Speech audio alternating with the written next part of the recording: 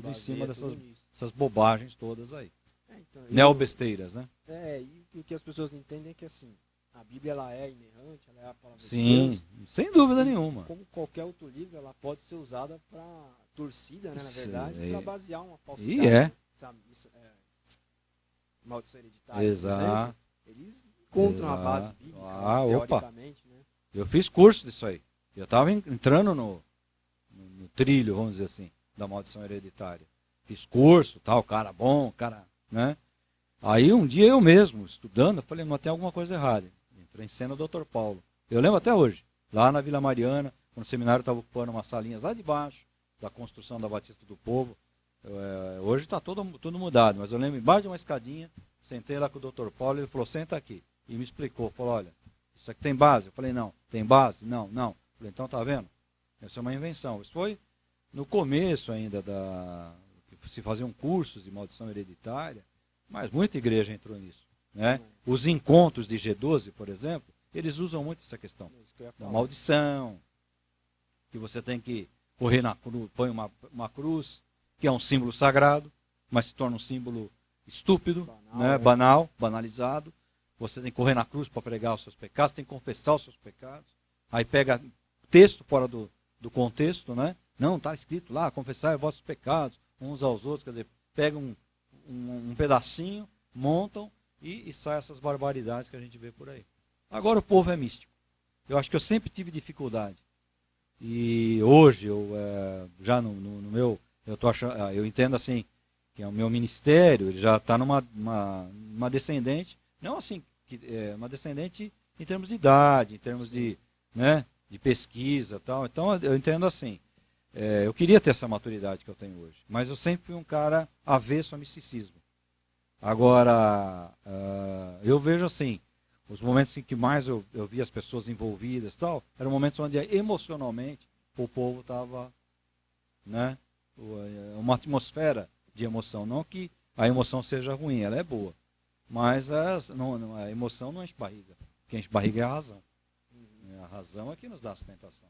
Então, tem muita gente que às vezes o cara ele até quer estudar, mas o pessoal fala, letra mata, você vai estudar, você vai ficar frio, mas não é frieza, é exatamente isso, né? Sim. Vai ficar crítico. Mas não é crítica, é que você começa a olhar algumas coisas e fala, em que está baseado? Não tem base. Olha, você está falando uma coisa aí que eu trago na minha experiência como deão, eu fui deão do seminário durante alguns anos, e a minha experiência como amigo dos alunos. Então sempre conversava com os alunos. E alguns falavam para mim, professor, pastor, o meu pastor não quer deixar eu estudar mais. Eu lembro de uma aluna, muito bacana essa aluna. Ela burlou o pastor, Eu não digo que ela falsificou uma carta, mas ela não trouxe uma carta de referência para poder frequentar o seminário. Quando a gente descobriu, a gente aconselhou, falou, mas é errado. Então ela falou, meu pastor não quer que eu estude. Né? Então tinha muito pastor que tinha medo de perder a posição, que o seminarista vai saber mais que ele. Então é uma ignorância que, infelizmente, o Brasil tem essa cultura. Né? O Brasil, você não vê o coronel no Nordeste? O coroné vai lá, ele leva uma cesta básica e domina lá o pessoal. O próprio ex-presidente, ex-presidiário Lula fez isso aí. Pra quê? Não, eu vou dar como é que chama aí? O Bolsa Família, que era do Fernando Henrique, né? Então, quando você pega um presidente que quer levar água, tudo, eu era jovem, quando o Ministério de Israel veio aqui e falou, nós queremos fazer um trabalho no Nordeste para irrigação. O governo brasileiro não aceitou. Eu não lembro bem, era uma transição do governo militar para o governo civil. O governo não aceitou. Por quê? Porque os coroné, entre aspas, né, eles iam perder o domínio deles lá. Então, as igrejas, muito tempo, tem muito líder aí. Hoje eu estava, enquanto a gente gravava aliás, está gravando esse podcast, eu dei uma aula para os meus alunos, citei lá o Davi Miranda, com todo respeito ao Davi Miranda, mas está lá aquele mausoléu, você passa no Glicério, aquela igreja vazia. Por quê?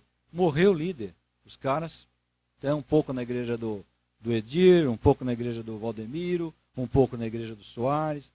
Então, morre um líder, o pessoal, né, Desnorteado, né? fica desnorteado. Eu lembro, quando era garotão, tinha o missionário Manuel de Melo, da Igreja Brasil para Cristo, ali em frente a Palmeiras, ali.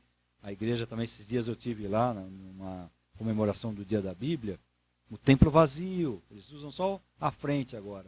E eu lembro aquele tempo, quando eu era garota, aquele tempo ficava cheio. Então eu lembro a briga do missionário Davi Miranda com o missionário Manuel de Melo. A minha é a maior igreja do mundo, não, a minha é maior. Então, pessoas assim que ensinavam que você usar uma calça de brim, a calça jeans era pecado, que a mulher usar brinco era pecado, que se maquiar era pecado, assistir televisão era pecado, até futebol, que era pecado jogar futebol. Então, quer dizer, olha a ideia. Né? Entrava na bola. Que o diabo disse que, ainda mais se a bola é de couro, o diabo entrava pela bola e pegava, e se o tênis é de borracha, né? Então, eu não acreditava nisso. Um dia um aluno levou uma Bíblia do Davi Miranda, com um apêndice do Davi Miranda. E eu vi essas regras lá. Não pode assistir televisão, porque vai para o inferno e tal, né? Até eu conheci um cara que foi fazer um trabalho na igreja, eu posso até ser processado, né? Mas se dane. Um trabalho na casa do Manuel de Melo, aqui na Serra da Cantareira. E ele tinha lá um móvel que ele abria e tinha uma televisão naquela época, aquelas de 29 polegadas, de tubo, que era top, né? Então, falava que não podia, mas na casa dele ele tinha. Ele foi fazer um trabalho, um serviço lá, né? E viu isso aí, ele falou, né? Então, quer dizer, não desmerece esses líderes, hein? Não estou desmerecendo. Eu acho que cada um teve a sua função. Mas eu digo assim, ensinavam isso ao povo. O povo achava que era certo. Quantas pessoas humildes que eu conheci, que quando eu era novo, eu preguei em muitas igrejas pentecostais, muitas. Graças a Deus que eu nunca fui desrespeitoso em nenhuma delas, né? Eu sabia respeitar.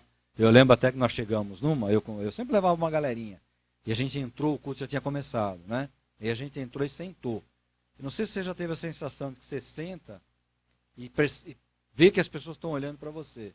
Aí eu dei uma disfarçada assim, olhei para o lado, o que acontecia? Era aquela igreja onde homem era de um lado e mulher de outra.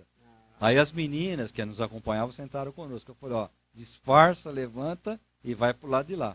Né? A gente tem que respeitar o lugar que a gente está. Elas deram uma disfarçada tal, e sentaram do lado, né, que era só mulher tal. E aí eu brincava muito, né? Quando eu ia nessas igrejas eu falava, amém, irmãos, louvado seja Deus. Aí o povo, aleluia, né? O pessoal falava que eu era canelinha de fogo. Aí eu brincava assim, eu falava, irmão, Jesus é quase maravilhoso, amém. Aleluia, amém. Eu falava, é nada, irmão, Jesus não é quase maravilhoso, Jesus é todo maravilhoso. Aí quebrava um pouco, dava risada, né? Mas foi uma época gostosa. E aí eu já era seminarista, né? Então, sabia até às vezes me portar nesses lugares, usar um linguajar.